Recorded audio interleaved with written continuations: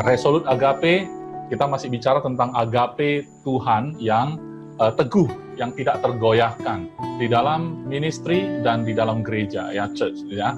Jadi hari ini saya mau mengambil satu perikop Alkitab di mana saya ambil dari Yohanes 14. Saya akan bacakan untuk saudara. Pada dasarnya Yohanes 14 ini bicara tentang Yesus berbincang-bincang dengan para murid sebelum dia diserahkan. Jadi sebelum juga dia mati di atas kayu salib, kemudian bangkit dan naik ke surga. Sebelum itu semua, maka ini adalah termasuk kata-kata terakhir sebelum dia diserahkan itu. Nah, Yohanes 14 ayat 1 saya akan bacakan bagi saudara. Janganlah gelisah hatimu, percayalah kepada Allah, percayalah juga kepadaku. Di rumah Bapakku banyak tempat tinggal. Jika tidak demikian, tentu aku mengatakannya kepadamu. Sebab aku pergi ke situ untuk menyediakan tempat bagimu. Dan apabila aku pergi ke situ dan telah menyediakan tempat bagimu, aku akan datang kembali dan membawa kamu ke tempatku, supaya di tempat di mana aku berada, kamu pun berada. Sampai di sini, saudara, kita tahu bahwa Yesus punya satu niat, kemana dia akan pergi nantinya, maka para murid dan juga termasuk orang percaya, saudara dan saya, juga akan pergi ke tempat yang sama di tempat di mana Yesus berada. Nah, pada waktu itu mungkin kalau kita sebagai murid-murid Yesus, kita juga nggak tahu apa arti dari perkataan Yesus ini. Nah, mari kita simak dulu. Anggaplah kita ini berada di tempat itu, ya. Kita berada pada waktu Yesus berkata-kata kepada murid-muridnya. Anggap saja saudara dan saya ada di tempat itu pada waktu itu, ya. Nah, katanya di ayat 4, dan kemana aku pergi, kamu tahu jalan ke situ, kata Yesus. Ayat kelima, kata Thomas kepadanya, Tuhan, kami tidak tahu kemana engkau pergi. Jadi bagaimana kami tahu jalan ke situ? Kata Yesus kepadanya, akulah jalan dan kebenaran dan hidup. Tidak ada seorang pun yang datang kepada Bapa kalau tidak melalui aku. Saudara, ini adalah sebuah pernyataan yang teguh, yang tegas, di mana kalau manusia pada dasarnya ingin mencari jalan. Jalan, ya, kalau bahasa Inggris way. Way itu cara, ya. Bagaimana cara kami pergi ke tempat engkau akan berada nantinya? Jalan ke sana saja kami tidak tahu.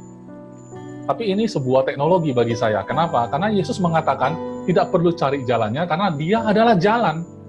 Jadi kalau orang berpikir kalau kita mau pergi ke satu tempat di mana seseorang sahabat kita pergi ke sana, kita pasti pengen tahu lewat mana dia, jalannya lewat mana, bagaimana caranya supaya saya bisa ke tempat dia berada.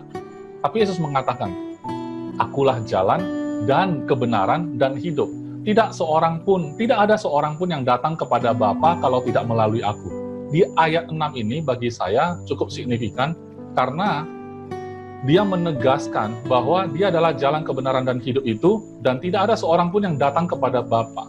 Seolah-olah Yesus mengatakan Bapa adalah tujuan akhir kita. Tujuan akhir. Nah, kalau tidak melalui Yesus, kita nggak bisa sampai kepada Bapa.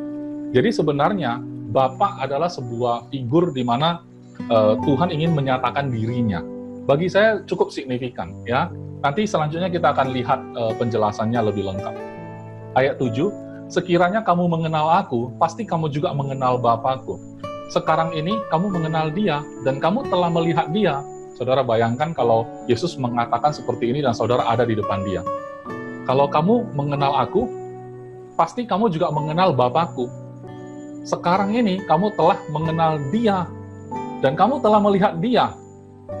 Kita sulit memahami, ya. Sebenarnya apa sih artinya?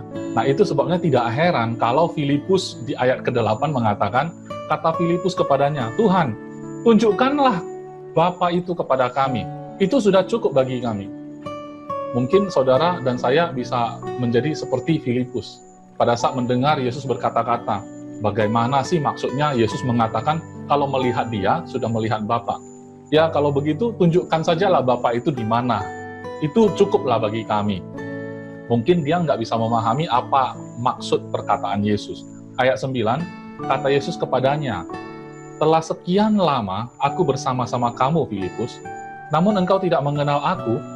Barang siapa telah melihat aku, ia telah melihat Bapa. Bagaimana engkau berkata, tunjukkanlah Bapa itu kepada kami? Saudara bisa bayangkan kalau saya bilang, saudara mau melihat aku, saudara melihat anak laki-lakiku aja, itu sama dengan melihat aku. Saudara bisa terima nggak itu? Nah, tapi kenyataannya Yesus mengatakan hal seperti itu. Mengapa? Karena memang figur seorang Bapa, Tuhan sebagai Bapa, para murid tidak bisa melihat. Oleh sebab itu, Yesus yang adalah Tuhan itu sendiri menjadi manusia agar bisa dilihat oleh manusia. Nah, kalau sudah bisa dilihat, itu sama dengan dia sudah melihat Bapa. Murid-muridnya berarti sudah melihat Bapa juga. Tetap saja sulit dipahami. Mengapa? Karena ini pernyataan, statement ini memang sepertinya sesuatu yang tidak mungkin, ya, sesuatu yang kita nggak tahu caranya. Bagi saya itu teknologi. Kalau sesuatu yang kita nggak bisa pahami dengan pikiran kita yang saat ini, bagi saya itu canggih. Apa ya? Kalau bahasa Inggris, sophisticated, ya. Pastor Paul senyum-senyum, ya. Sophisticated, ya. Cukup canggih. Katanya ngelihat aku sama dengan melihat Bapa. Itu luar biasa. Nah, ayat 10, tidak percayakah engkau bahwa aku di dalam Bapa dan Bapa di dalam aku? Ini adalah inti dari apa yang saya mau sampaikan hari ini. Tidak percayakah engkau bahwa aku, kata Yesus ya, di dalam Bapa dan Bapa di dalam aku? Apa yang aku katakan kepadamu, tidak aku katakan dari diriku sendiri. Tetapi Bapa yang diam di dalam aku, dialah yang melakukan pekerjaannya. Saudara, saya berpikir, sudah lama saya berpikir, terjun dalam sebuah pelayanan, masuk ke dalam satu ministry, itu setiap orang punya alasan yang berbeda-beda. Starting point-nya mungkin berbeda-beda. Ada yang mungkin orang tuanya sudah menjadi pendeta. Orang tuanya ingin anaknya juga ikut jalurnya menjadi pendeta. Mungkin dia sudah siapkan dari kecil, khususkan hidupnya, nanti suatu hari kelak saya akan menjadi pendeta. Itu tidak salah, itu starting point untuk dia. Tapi banyak orang saya dengar juga kisah hidupnya berbeda-beda. Ada yang dia tidak pernah punya planning menjadi sebuah seorang yang terjun dalam pelayanan dalam bentuk apapun. Contoh saya pribadi. Sebenarnya kalau saya dari awal waktu saya masih muda, sekarang juga masih muda, saya tidak pernah terpikir sekalipun untuk menjadi seorang pastor di sebuah gereja. Tidak pernah terpikirkan. Oleh sebab itu saya yakin 100% kalau akhirnya saya katakanlah terdampar artinya tidak sengaja masuk, ya, nyasar kata orang, kok bisa sampai di sini ya? Itu bukan dari diri saya sendiri lagi. Kenapa? Karena saya tahu original saya punya pikiran sendiri, saya punya keinginan mengerjakan sesuatu yang saya inginkan. Mungkin dalam hati saudara juga punya perasaan yang sama. Nah, lantas kenapa kita bisa masuk ke sebuah pelayanan? Oke, tidak ada contoh yang lebih sempurna kalau kita melihat pendeta ini bersaksi, orang yang melayani ini bersaksi seperti ini jalan hidupnya. Jalan hidup kita itu nggak ada yang sama. Jadi saya ingin mengajak teman-teman saudara semua melihat bagaimana Yesus menyelesaikan pelayanannya di atas muka bumi ini dengan sempurna. Ternyata rahasia dia adalah apa yang dia kerjakan selama dia ada di atas bumi, dia tidak kerjakan dari dirinya sendiri. Melainkan dia tahu bahwa dia di dalam Bapa, Bapa di dalam dia, apapun yang dia katakan, bukan dia katakan dari dirinya sendiri. Bayangkan, Yesus adalah Tuhan yang menjadi manusia. Ternyata, Tuhan yang sempurna yang menjadi manusia, itu ternyata kosong. Kosong artinya tidak ada keinginan pribadi. Tidak ada, ambisi pribadi. Tidak ada. Semuanya adalah pekerjaan Bapaknya. Dia selesaikan pekerjaan Bapaknya. Bahkan apa yang dia katakan pun dia tidak katakan dari diri sendiri. Mungkin kalau saya pribadi, banyak yang saya katakan dari diri saya sendiri. Kebanyakan waktu kita melakukan pelayanan kita atau pekerjaan kita dengan gagasan kita sendiri, pikiran kita sendiri. Sadar atau enggak, bukan berarti itu tidak baik. Tapi yang terbaik adalah saudara mungkin mulai bertanya pada Tuhan, apa pekerjaan Dia yang ingin Dia lakukan melalui kita? Sama seperti Yesus, Dia hanya mengizinkan Bapaknya bekerja, maka kesempurnaannya terpancar. Maka kesempurnaan Dia itu terpancar. Kristus yang penuh itu akan termanifestasi melalui hidup kita pada saat kita menyadari bahwa kita diam di dalam Dia juga. Mari kita baca terus ayat berikutnya, ayat 11. Percayalah kepadaku bahwa aku di dalam Bapa dan Bapa di dalam aku. Jadi kalau aku dalam Bapa, Bapa dalam aku itu satu ya. Nggak bisa dipisah. Karena Dia di dalam. Dan yang lucunya, Bapa dalam Dia. Dia dalam Bapa. Gimana kita mau pisahkan? Nah, nggak bisa paham ya, teknologi. Itu teknologi, sophisticated. Tuhan canggih ya. Alkitab mungkin bentuknya zaman dulu itu buku, kertas, ada tulisan. Sampai hari ini bisa dijadikan digital ya. Kecanggihannya tetap canggih ya. Perkataan Yesus itu adalah perkataan yang sangat canggih. Kadang-kadang kalau kita tidak bisa paham apa yang kita baca, kita nggak bisa paham, tidak masalah ya. Kenapa? Karena kita kurang canggih aja. Kita kurang modern ya. Tuhan kita adalah Tuhannya teknologi. Tuhan kita adalah Tuhannya ilmu pengetahuan. Tuhan yang memiliki semua ilmu ya. Oke, kita lanjutkan lagi. Atau setidak-tidaknya kata Yesus, percayalah karena pekerjaan-pekerjaan itu sendiri. Ayat 12, aku berkata kepadamu, sesungguhnya barang siapa percaya kepadaku, ia akan melakukan juga pekerjaan-pekerjaan yang aku lakukan. Bahkan pekerjaan-pekerjaan yang lebih besar daripada itu. Sebab aku pergi kepada Bapa. Saudara, hari ini kan ada Pastor Paul bersama saya. Nanti setelah saya sharing, saya akan tanya beberapa hal kepada Pastor Paul. Mungkin ini bedanya hari ini ya. Saya punya hak istimewa, saya bisa tanya Pastor Paul ya, dan Pastor Paul akan menjawab dari sudut pandang beliau yang dia dapatkan, pewahyuan yang dia dapatkan sendiri juga, sehingga kita bisa semakin diperlengkapi bersama-sama ya. Mungkin saya akan bertanya kepada Pastor Paul nanti ya, di ayat 12 ini, sebenarnya saya juga penasaran, apa ya pekerjaan-pekerjaan yang kata Yesus, pekerjaan yang lebih besar daripada yang Dia kerjakan. Kenapa kita bisa kerjakan pekerjaan-pekerjaan yang lebih besar daripada itu? Jawabannya adalah, sebab aku pergi kepada Bapa katanya. Karena Dia pergi kepada Bapa, kita bisa melakukan pekerjaan yang lebih besar. Oke, ayat 13, apa juga yang kamu minta dalam namaku katanya. Aku akan melakukannya supaya Bapa dipermuliakan dalam anak. Jika kamu meminta sesuatu kepadaku dalam namaku, aku akan melakukannya. Oke, saudara, ayat 15, memang ini ada perikop ya, yang bagian yang kedua. Tapi sebenarnya ini pernyataan Yesus yang berkelanjutan, tidak ada potongannya ya, tidak dipotong. Jikalau kamu mengasihi aku, kamu akan menuruti segala perintahku. Jadi banyak orang mengartikan ayat ini mengatakan bahwa kalau kamu tidak menuruti perintah Tuhan, berarti kamu tidak mengasihi Dia. Kalau kamu mengasihi Dia, kamu harus menuruti segala perintahku. Kalau gitu, mungkin kadang-kadang kita gagal ya. Yesus perintahkan apa ya? Banyak yang kita diperintah oleh Yesus, kita nggak lakukan dengan sempurna. Kalau begitu, aku nggak mengasihi Tuhan dong. Nah, mungkin seringkali kalau cara pandang kita membaca firman Tuhan, kalau salah ya kurang tepat, kadang-kadang kita juga punya perasaan yang kurang tepat. Feeling kita kurang tepat, kita merasa tertekan, terbeban, saya kurang mengasihi Tuhan.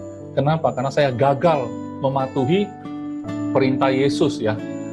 Tuhan kasih tugas, kita gagal melakukan, berarti kita gagal mengasihi Tuhan. Sebenarnya bukan begitu. Di sini dikatakan bahwa ciri-ciri orang yang mengasihi Yesus adalah menuruti perintah Dia. Kan begitu. Nah, ayat 16, aku akan minta kepada Bapa, dan Ia akan memberikan kepadamu seorang penolong yang lain. Ini penting sekali. Karena Yesus sendiri akan minta pada Bapa, Ia akan memberikan kepadamu, murid-muridnya ya, seorang penolong yang lain. Seorang berarti pribadi. Berarti sebuah pribadi ya. Penolong yang lain supaya Ia menyertai kamu Berapa lama? Selama-lamanya, kata Yesus. Ayat 17, siapa itu penolong yang lain? Yaitu Roh kebenaran. Dunia tidak dapat menerima dia, sebab dunia tidak melihat dia dan tidak mengenal dia. Tetapi kamu, saudara bisa bayangkan saudara di jajaran murid-murid, saudara dan saya ada di sana, duduk mendengar Yesus. Kita bukan orang Yahudi ya, tapi ya kita coba anggap saja kita ada di sana. Dia mengatakan bahwa dunia tidak menerima dia, sebab dunia tidak melihat dia dan tidak mengenal dia. Tapi kamu, berarti saudara dan saya ada di sana kan, mengenal dia. Mengenal siapa? Roh kebenaran tadi. Sebab ia menyertai kamu dan akan diam di dalam kamu.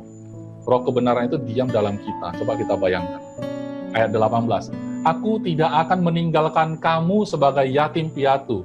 Ayat ini akan saya tanyakan juga kepada Pastor Paul. Yatim piatu, ya. I will come to you, ya. I will not leave you comfortless. Atau kalau dalam terjemahan lain, I will not leave you orphans, ya. Kira-kira begitu. Karena dia akan kembali kepada, aku akan datang kembali kepadamu, katanya. Ayat 19. Tinggal sesaat lagi dan dunia tidak akan melihat aku lagi. Tetapi kamu melihat aku, sebab aku hidup. Dan kamu pun akan hidup. Bagaimana ya ketika Yesus tidak terlihat lagi di dunia? Kalau kita punya saudara, teman yang sudah pergi meninggalkan kita untuk selama-lamanya, tidak ada lagi di dunia ini, dunia tidak bisa melihat mereka lagi. Tapi Yesus mengatakan pada saat itu pun dia hidup dan kamu pun, berarti saudara dan saya akan hidup. Teknologi ya, mati tapi hidup. Canggih ya. Oke. Nah, ayat 20, pada waktu itulah kamu akan tahu. Pada waktu kapan? Pada waktu tadi yang Yesus sebut. Waktu dunia tidak melihat dia lagi.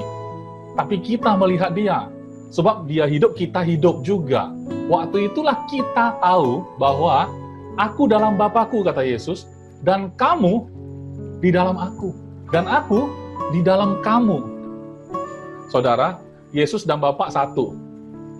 Karena apa? Karena Yesus ada dalam Bapa, Bapa ada dalam Yesus.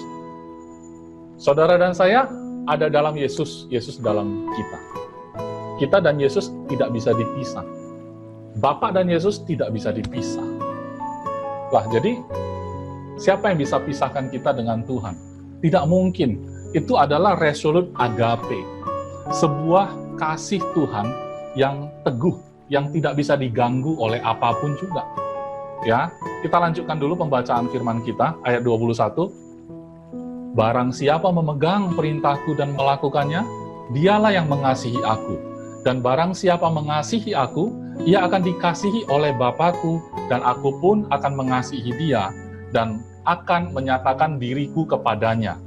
Jadi ini bukan seperti syarat, bukan seperti requirement, tapi lebih kepada menjelaskan tanda, ciri-ciri ya. Kira-kira kalau orang yang mengasihi Tuhan, ciri-cirinya seperti apa? Memegang perintahnya, melakukannya, ya. Kemudian dia dikasihi oleh Bapa.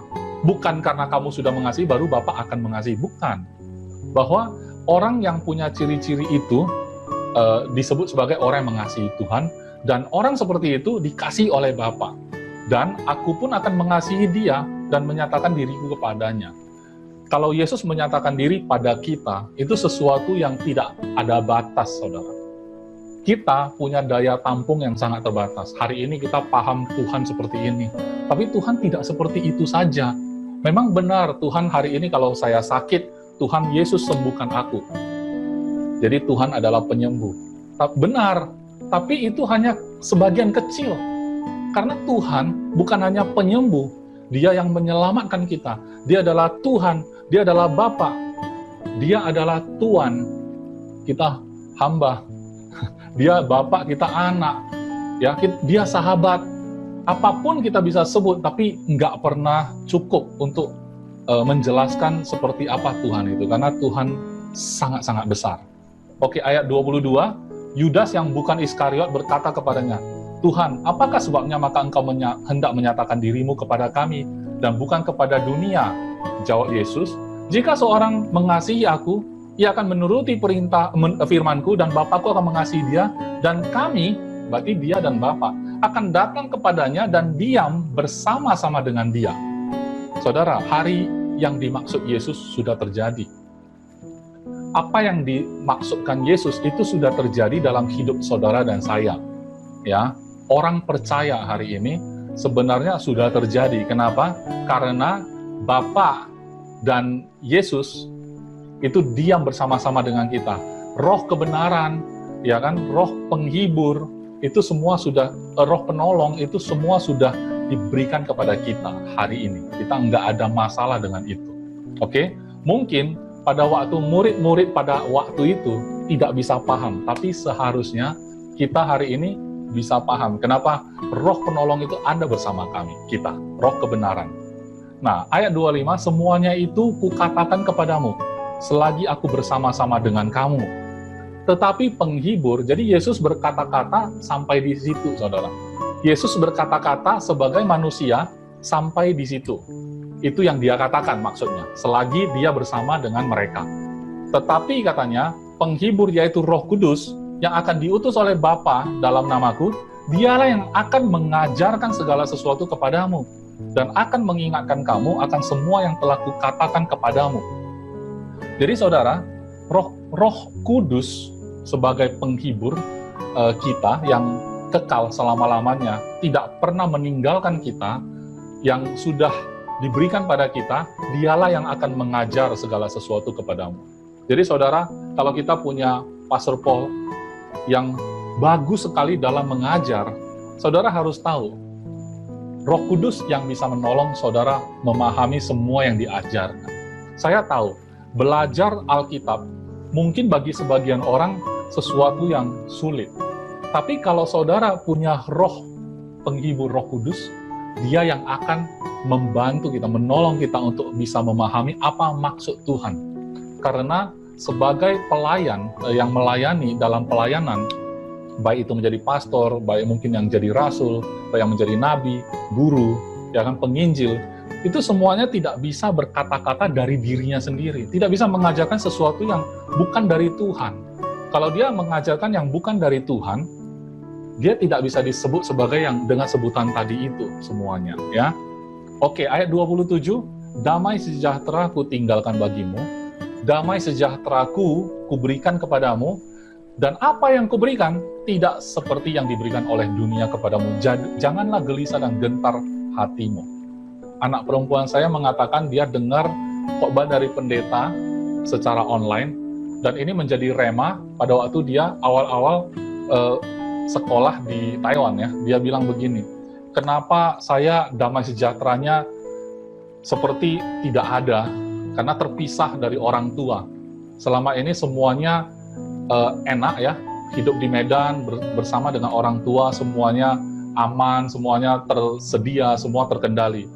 Nah, menjadi seorang pribadi di sana, belajar sendiri dengan lingkungan yang baru, teman-teman yang baru, serba tidak pasti siapa ya yang bisa jadi teman baik saya. Awalnya pasti nggak tahu kan, tidak punya gambarnya. Tapi dia dengar khotbah itu. Dan saya yakin pendeta tersebut ngambil dari damai sejahtera Yesus, ya, dari ayat ini. Artinya, Yesus memberikan damai sejahtera yang berbeda dengan damai sejahtera dari dunia. Dia bilang, I don't want peace from certain person or certain situation. Karena kalau certain situation can give you peace, maka another situation will take away your peace. Artinya, mungkin kalau kita dapat damai sejahtera dari seseorang yang kita andalkan, suatu hari orang itu meninggalkan kita, langsung damai sejahteranya hilang. Karena seperti tidak ada yang backup kita. Tapi damai sejahteranya yang Yesus maksud, tidak pernah meninggalkan kita. Kenapa? Karena damai sejahtera yang diberikan dia, tidak seperti yang diberikan oleh dunia kepadamu. Itu yang kita harus percaya.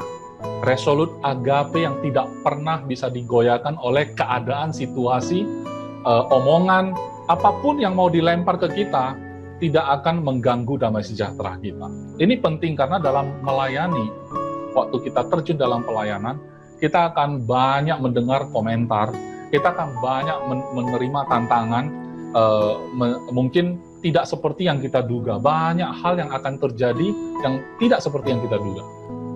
Memang dalam kesempatan yang berbeda kita mengatakan, dalam keluarga kita juga pelayanan kok. Kita melayani suami, kita melayani istri kita, anak-anak kita, kita melindungi mereka, kita merawat mereka, kita menjaga mereka, juga itu adalah pelayanan. Benar. Kita melakukan pekerjaan kita, usaha kita dengan sebaik-baiknya, itu juga pelayanan kok. Benar. Tapi yang kita maksud di sini memang hari ini kita bahas spesifik bicara tentang ministry, pelayanan. Ya. Dan tapi mirip memang. Di area manapun kita sebut pelayanan kita, tetap pasti banyak tantangan. Oleh sebab itu, kita tidak bisa mendasarkan damai sejahtera kita dari seseorang atau dari sesuatu, ya. Tapi kasih Dia yang sempurna itu, damai sejahtera yang Dia berikan kepada itu, itulah yang akan menjaga kita. Amin. Oke. Ayat 28. Kamu telah mendengar bahwa aku telah berkata kepadamu, aku pergi tetapi datang kembali kepadamu. Sekiranya kamu mengasihi aku, kamu tentu akan bersuka cita, karena aku pergi kepada Bapakku, sebab Bapa lebih besar daripada aku. Bagaimana kita memahami Yesus mengatakan Bapa lebih besar daripada aku? Bapa lebih besar daripada Yesus, tapi Bapa dalam Dia. Bagaimana sesuatu yang lebih besar ada dalam Dia? Teknologi, ya. Oke lah, kita nggak bisa paham, tapi mungkin pemahaman saya adalah Yesus adalah Tuhan yang jadi manusia. Manusia itu ada batasnya. Yesus dibunuh, disiksa, sakit pasti, tubuhnya luka pasti, ya, mati lagi, iya benar. Tapi karena Dia Tuhan, kematian tidak bisa tahan Dia. Dia bangkit kembali dan Dia pergi ke tempat yang tadi Dia sebut di awal, ke tempat kemana Dia pergi, saudara dan saya pun pergi ke sana. Dan di mana Dia ada sekarang, kita pun ada di sana sekarang. Amin? Oke. Nah, ayat 29. Dan sekarang juga aku mengatakannya kepadamu sebelum hal itu terjadi, supaya kamu percaya apabila hal itu terjadi. 30. Tidak banyak lagi aku berkata-kata dengan kamu, sebab penguasa dunia ini datang, dan ia tidak berkuasa sedikit pun atas diriku. Dunia bisa melihat Yesus seperti diserahkan, kemudian Yesus disiksa, kemudian Yesus dipakukan di atas kayu salib. Sepertinya Yesus kalah. Tapi itu kan dunia merasa begitu, ya. Penguasa dunia datang kan katanya. Tapi sebenarnya mereka tidak berkuasa sedikit pun atas diri Yesus. Kenapa? Karena mungkin dunia melihat itu kalah, tapi sebenarnya menang. Yesus dipakukan di atas kayu salib seperti kalah. Tapi sebenarnya menang. Kok bisa? Teknologi. Canggih sekali ya. Oke, ya. Ayat 31, ayat terakhir, tetapi supaya dunia tahu bahwa aku mengasihi Bapa dan bahwa aku melakukan segala sesuatu seperti yang diperintahkan Bapa kepadaku. Bangunlah, marilah kita pergi dari sini. Saudara, pelayanan berbicara tentang apa yang Tuhan ingin kita lakukan. Bukan apa yang ingin aku lakukan. Tidak ada poinnya ketika aku mengatakan, Tuhan, aku ingin melakukan sesuatu untukmu. Kalau saudara lakukan dari starting point diri sendiri, bukan salah ya saudara, tapi waktu berjalan, kita akan mundur. Kenapa? Karena gini, saya mau beritahu, Yesus tidak pernah mundur. Kenapa? Karena rahasianya cuma satu. Dia tahu Bapa dalam Dia, Dia dalam Bapa. Apa yang Dia katakan pun itu dari Bapa. Jadi kalau ada yang disebut gagal, bukan kegagalan kita, saudara. Yesus dalam kita, kita dalam Yesus. Pertanyaannya, apakah Yesus bisa gagal? Mungkin waktu kita melayani, ada 1-2 hal yang sepertinya tidak sesuai dengan ekspektasi kita. Sehingga kita merasa kita gagal. Tapi sekarang pertanyaannya, waktu kamu lakukan pelayanan, itu Yesus melakukan melaluimu, atau kamu yang melakukannya sendiri? Kalau Yesus yang melakukan diri kita, dan kita mengakui itu, maka apa yang kita sebut gagal sebenarnya tidak gagal. Kalau kita percaya, apa yang dilakukan adalah sebenarnya yang Yesus lakukan, bukan kita yang lakukan, maka gagal yang kita maksud itu bukan gagal. Oleh sebab itu, kegagalan tidak bisa menyetop kita. Karena memang bukan kita lagi. Tapi di sisi yang berbeda, pada saat kita lakukan, karena memang Yesus mau kita lakukan, dan kita tahu bukan kita yang lakukan lagi, tapi Yesus yang ada dalam kita, dan kita dalam Yesus, kita melakukan karena itu, oke? Ternyata tidak ada yang puji, Tidak ada yang mengatakan kamu hebat, kamu bagus, terima kasih, well done. Nggak ada yang memuji kita. Karena bukan kita yang lakukan, nggak dipuji, ya nggak apa-apa. Berarti tidak ada lagi masalah. Dalam melayani, kalau kita menyadari, persis seperti Yesus menyadari identitas dia, maka tidak ada lagi yang namanya gagal dalam pelayanan. Sekalipun dunia melihat sepertinya gagal, tapi sebenarnya tidak ada yang namanya gagal dalam pelayanan. Pada saat tidak ada yang puji, juga pada saat dunia bilang gagal. Karena manusia bisa memberikan nilai-nilai menurut apa yang dia pahami. Tapi ingat, pemahaman manusia itu biasanya kerdil, ya, tidak cukup besar. Artinya, kalau misalkan saya kasih ilustrasi ya, saudara, kita menilai seseorang mungkin dari waktu dia masih kecil, wah anak ini kecil banget ya. Terus kita langsung menghakimi dia. Ini orang badannya memang kecil. Ternyata waktu dia SD, SMP, SMA, wah dia lebih besar dari bapaknya. Ya, ngomong-ngomong, anak laki-laki saya pun sekarang sudah mau ngejar ini tingginya saya. Ya kalau kita lihat waktu kecil, mungkin, wah ini nggak mungkin lah bapaknya jangkung gitu kan. Anaknya kecil, nggak mungkin. Tapi kita nggak bisa menilai sesuatu dari depannya saja. Kita nggak bisa menilai sesuatu waktu di tengah. Kita menilai sesuatu itu penuh, full. Dan Tuhan melihat kita sempurna. Kenapa? Karena Tuhan tidak menilai waktu kita bagian yang gagalnya saja. Tapi dia menilai waktu penuhnya. Nah, kepenuhan kita adalah Kristus. Waktu menilai kepenuhan, oh ternyata Kristus. Maka kita sempurna. Tapi kalau kita nggak nilai dari penuh, kita nilai dari 1-2 masalah, gagal. Tapi waktu nilai penuh, nggak nampak lagi. Yang kelihatan adalah Yesus. Jadi kepenuhan kita adalah Kristus. Kalau Tuhan Bapa kita melihat kita dengan kepenuhan Kristus, maka kita sempurna. Saudara dan saya sempurna di mata Bapa. Saudara yang masuk dalam pelayanan, saya mendorong bahwa sekalipun orang tidak tahu apa yang kita lakukan, tapi saudara perlu tahu, yang saudara sedang lakukan adalah apa yang menjadi kehendak Tuhan. Dan Tuhan melakukannya itu melalui saudara. Dan tidak ada gagal di dalam apa yang Tuhan lakukan. Amin, saudara. Oke, Pastor Paul? Yes, sir.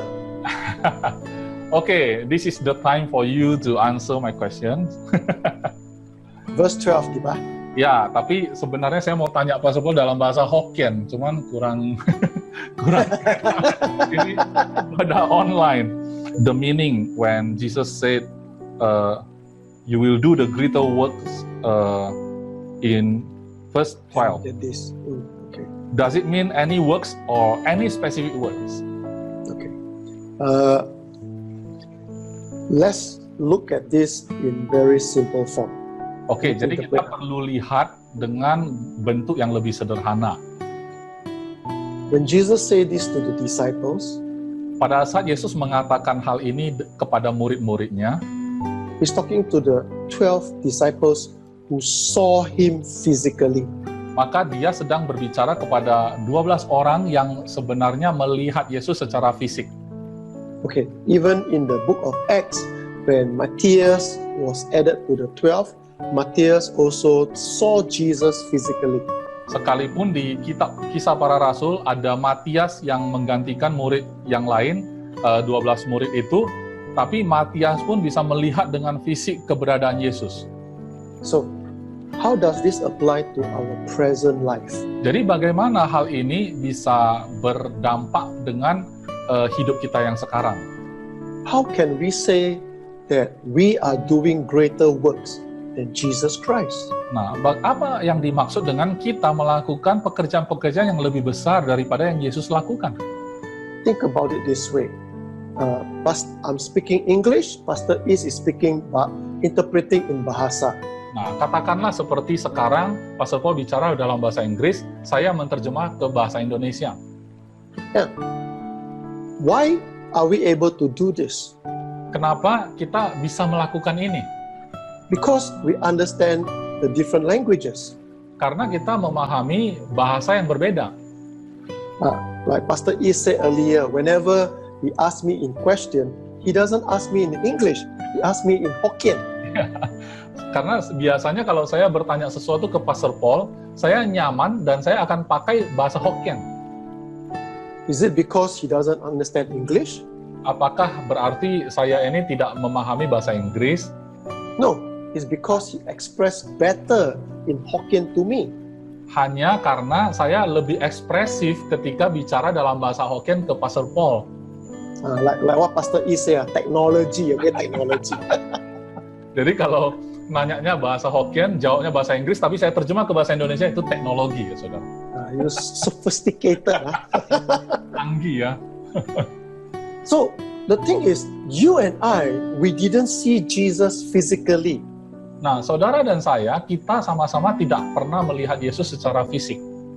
We come to Jesus without seeing the physical Christ. Kita datang kepada Yesus tanpa melihat dengan fisik mata kita.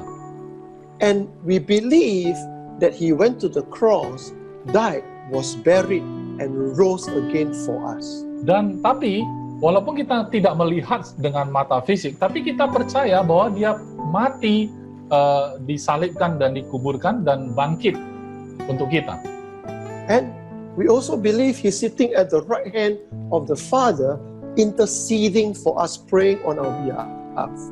Dan kita juga percaya bahwa dia ada di sebelah kanan Allah Bapa dan menjadi pengantara bagi kita. And when we read the Bible, we believe, Jesus says, if you do not believe in me, believe in the works. So when you read the word about Jesus' works, we believe in Christ.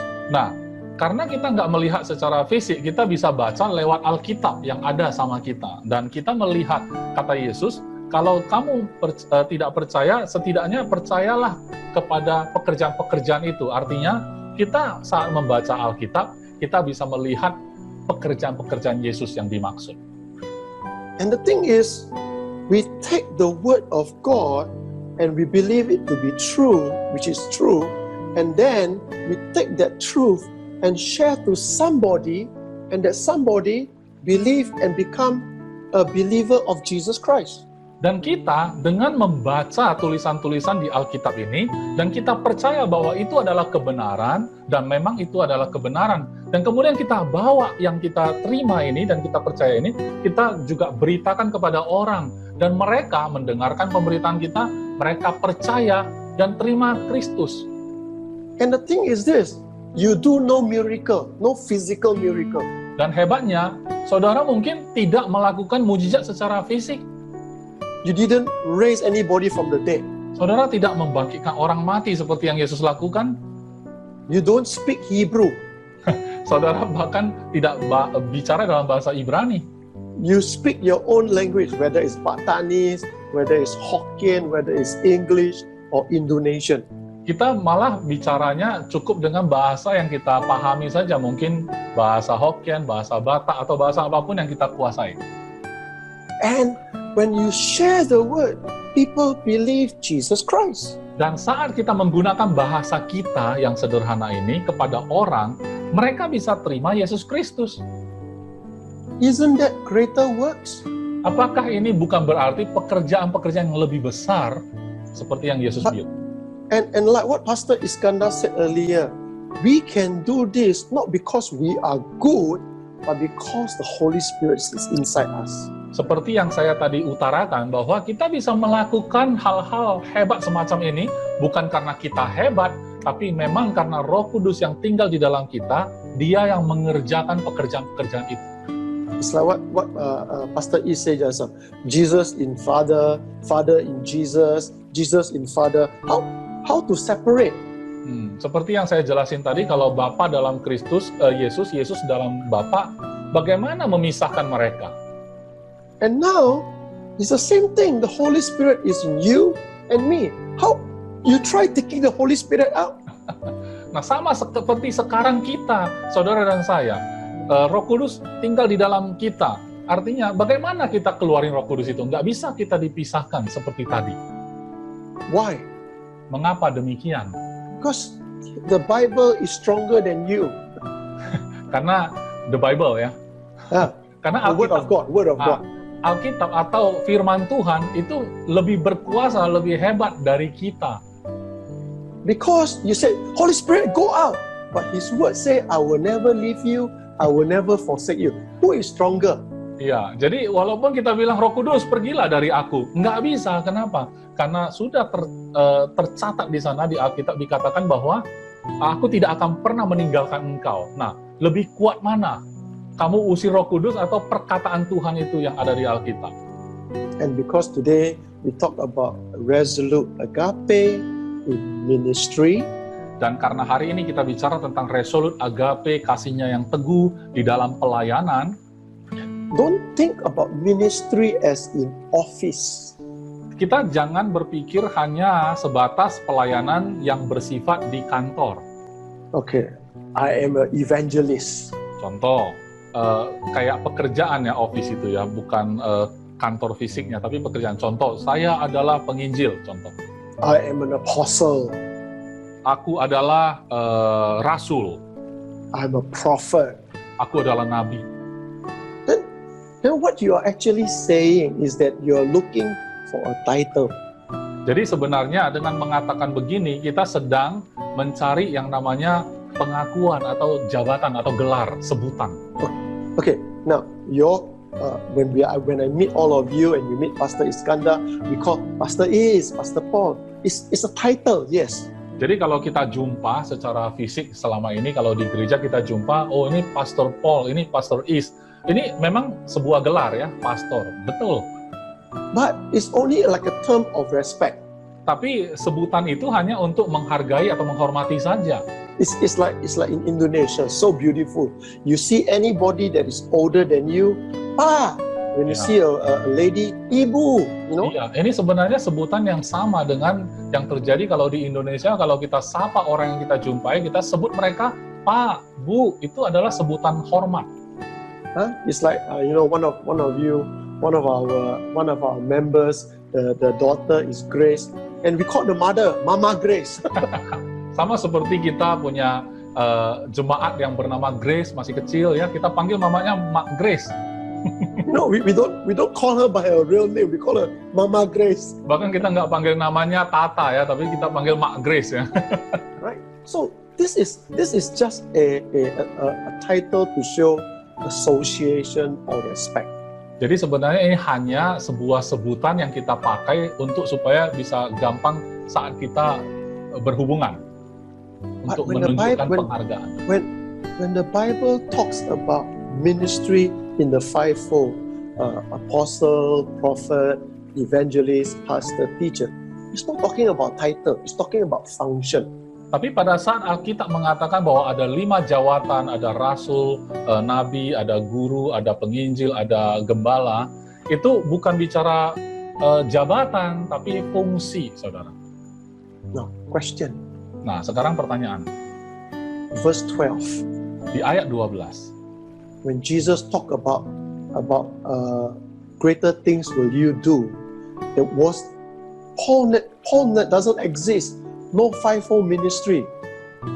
Dan pada waktu Yesus mengatakan bahwa kamu akan melakukan pekerjaan-pekerjaan yang lebih besar dari apa yang aku lakukan, ingat, Paulus aja nggak ada di sana. Dan juga 5 jawatan tadi belum ada. Yeah, we have Jesus point them as apostle. Ya memang Yesus menunjuk mereka sebagai rasul, memang benar. But the title apostle means not disciple, but the one that is sent, or is sent out. Jadi rasul yang dimaksud dalam sebutan itu adalah sebagai sebutan untuk orang yang diutus ya. Jadi selalu diutus saja kerjanya.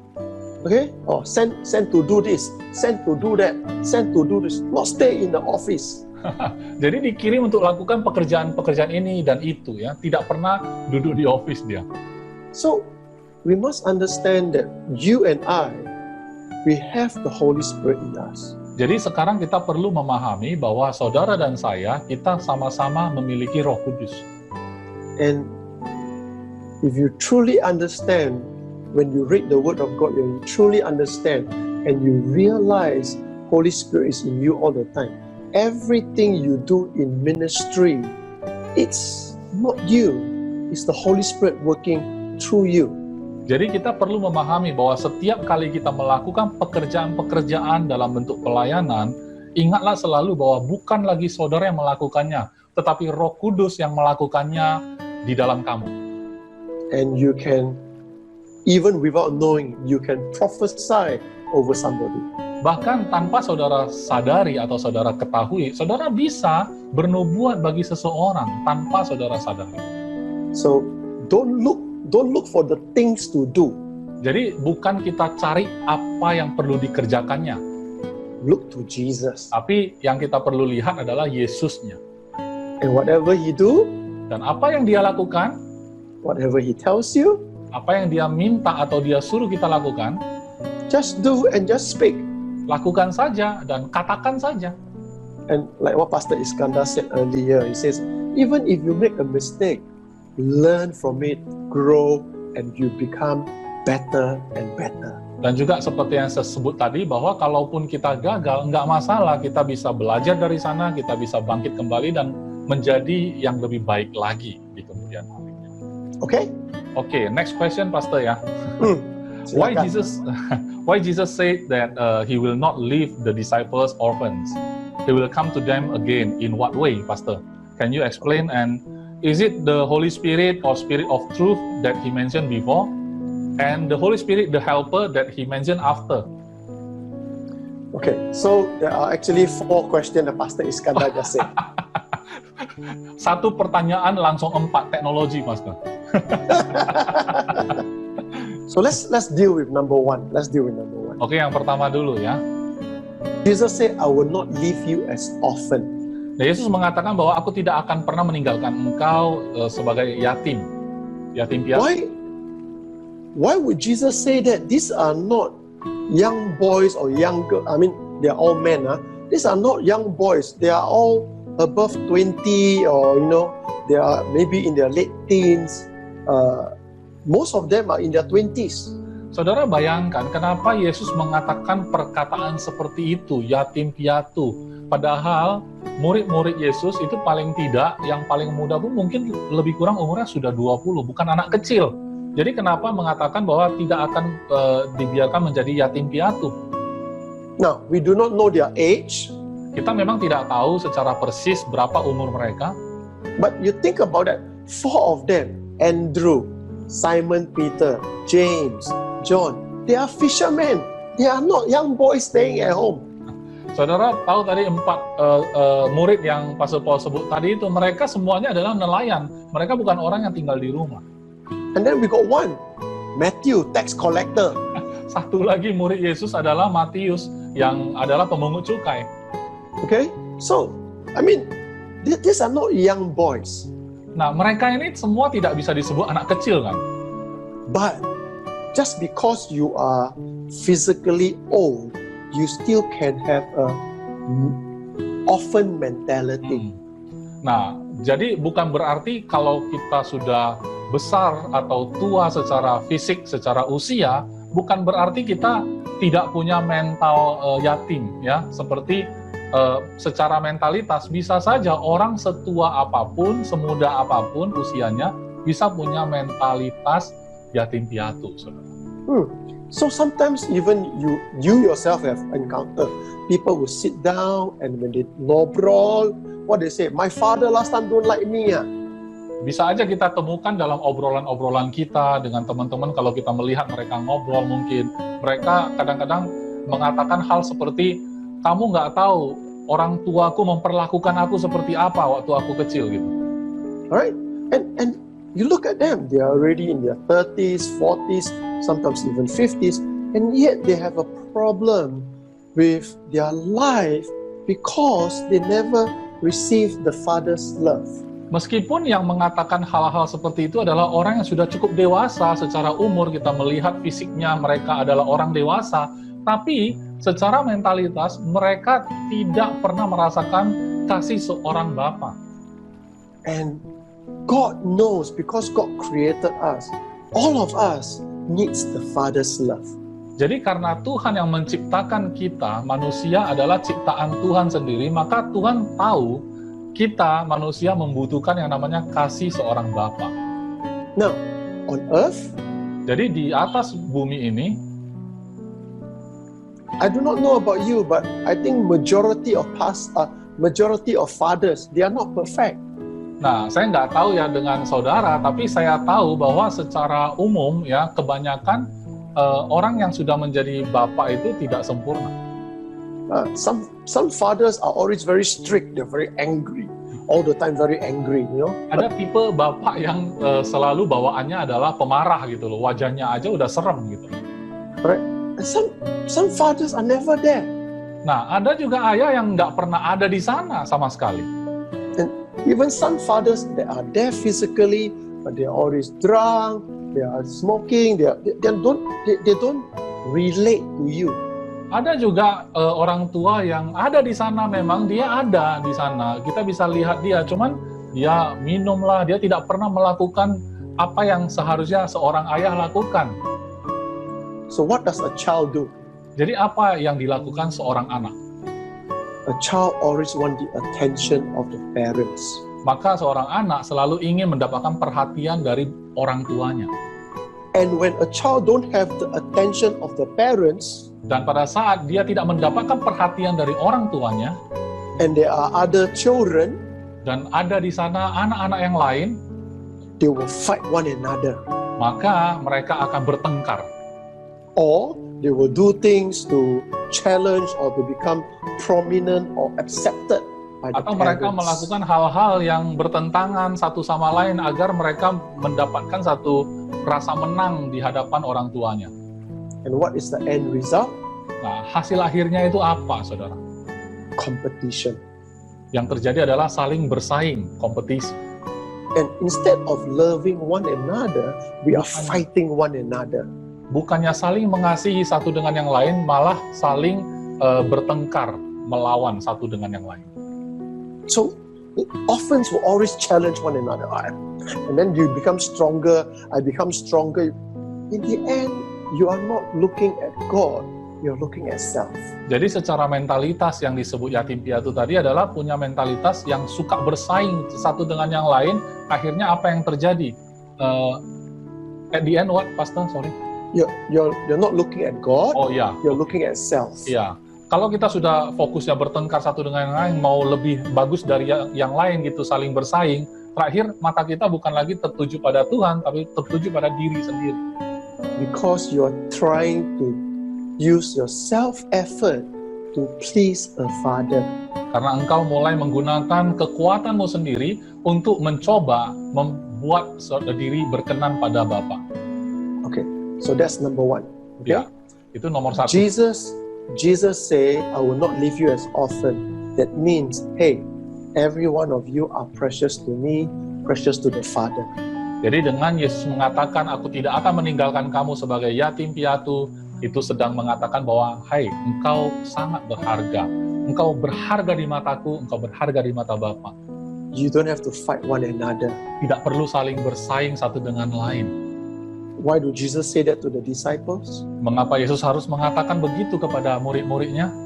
You read a few chapters earlier, James and John went to Jesus and asked Jesus, Jesus, when you come, we want to sit at your left and at your right.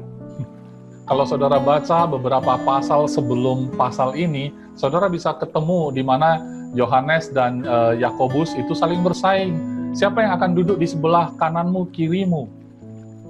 And it tells us in the Bible that, you know, when they were walking, they were questioning one another.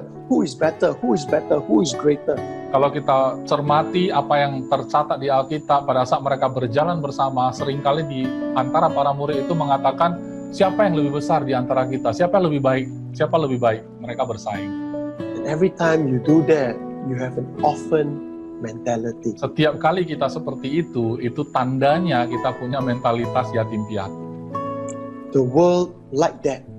Nah, dunia suka akan hal itu. Why? Mengapa? Because they would like to, if you're doing good, they will hold you up. When you're doing that, they pull you down. Karena dunia itu karakternya memang begitu. Pada saat kamu baik, diangkat-angkat. Pada saat kamu gagal, kamu dijatuhkan.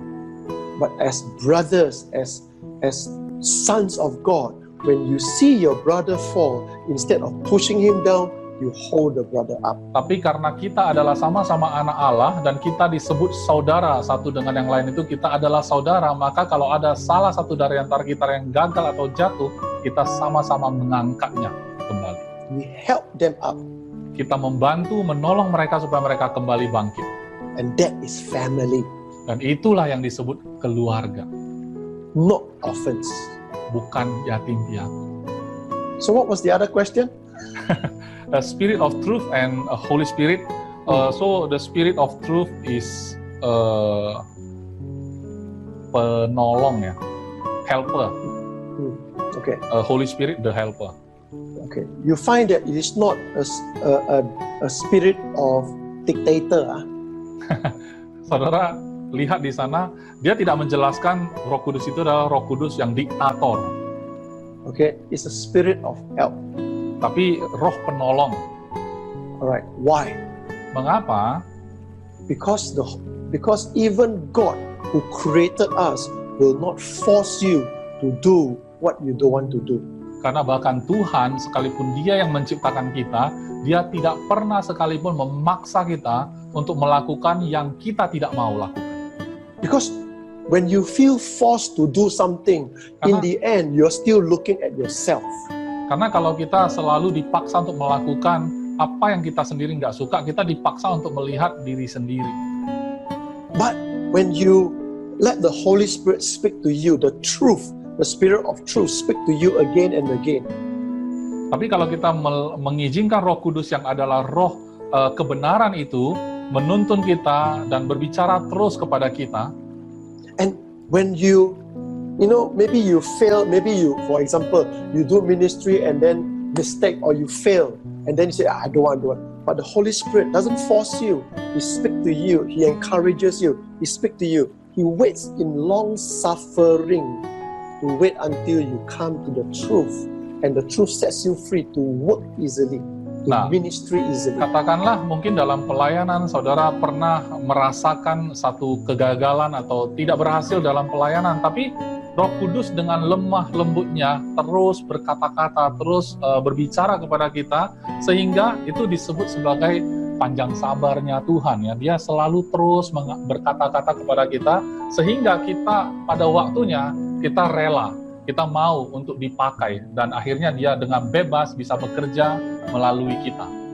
So it's like what Pastor Iskandar said earlier, even when you do and it's a mistake, or you feel it's a mistake, don't look at yourself, look it as God training you, look it as God grooming you, helping you along the way. That's why it's called the spirit of help.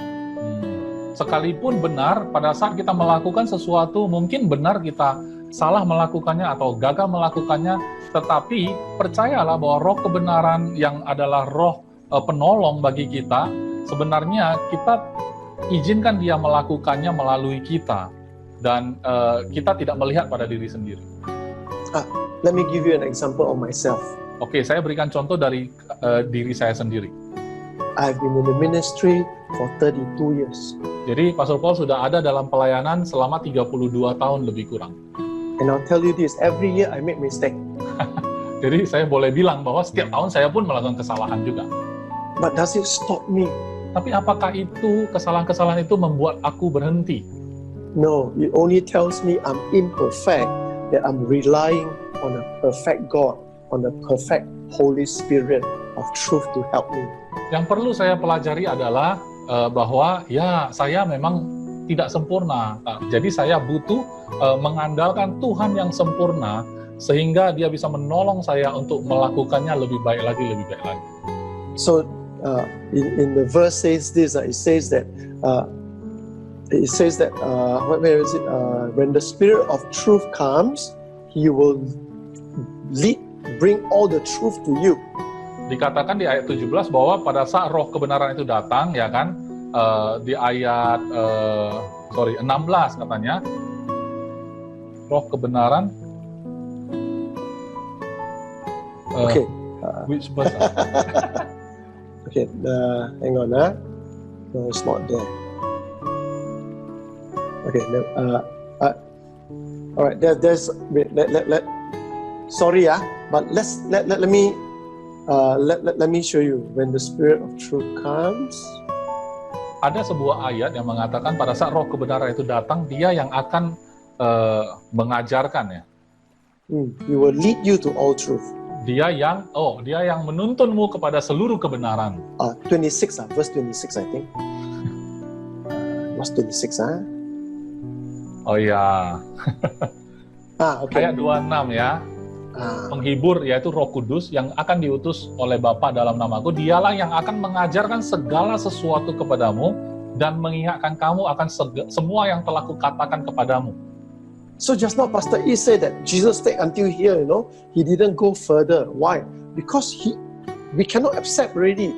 So, but the Holy Spirit is inside us, and because the Holy Spirit, He can remind us again and again. Dan Yesus mengatakan bahwa sampai tahap itu dia berbicara seolah-olah dia tidak bisa lanjut karena memang orang itu nggak bisa terima lagi karena mereka terbatas sekali. Tapi pada saat Roh Kudus itu datang dan hadir dalam hidup mereka, Roh Kudus itulah yang akan mengajarkan mereka semua. So in ministry, do not be impatient. Jadi dalam pelayanan janganlah menjadi orang yang tidak sabaran. It's like this, even though the Holy Spirit is in you, you will not understand everything if He tells you everything right now. Sekalipun kita mendengar kata-kata Roh Kudus, tapi ya kita nggak yakinlah bahwa kita nggak pernah benar-benar bisa memahami semuanya yang dimaksudkan Roh Kudus, sekalipun dia berbicara sekarang. You ask any father or mother, their 1-year-old baby, you tell your baby, I work so hard for you, I love you, I take care of you. You think the baby understand?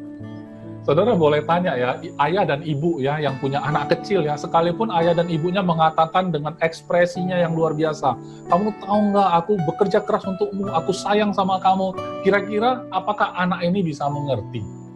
Right? He may look at you like, oh, okay, but he won't understand.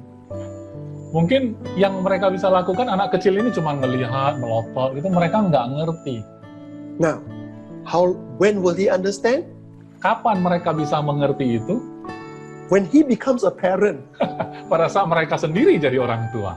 Then he will say, now I understand why my father do that. Nah, waktu itu, maka dia paham bahwa pantas kemarin orang tuaku mengatakan begini. And you have to wait at least 25-30 years. Untuk itu terjadi, saudara perlu tunggu 20 atau 30 tahun kemudian. Alright, depending on how young you marry lah. Okay. Itu tergantung kepada berapa muda saudara mulai berkeluarga. So, in ministry, don't be impatient. Jadi dalam pelayanan, janganlah tidak sabar. Rely on His resolute agape for your ministry. Tapi bersandarlah kepada agape-nya yang teguh itu dalam pelayananmu. Because He has already given the Holy Spirit to live in you forever. Karena Dia telah memberikan Roh Kudus-Nya sendiri untuk tinggal dengan saudara sampai selama-lamanya.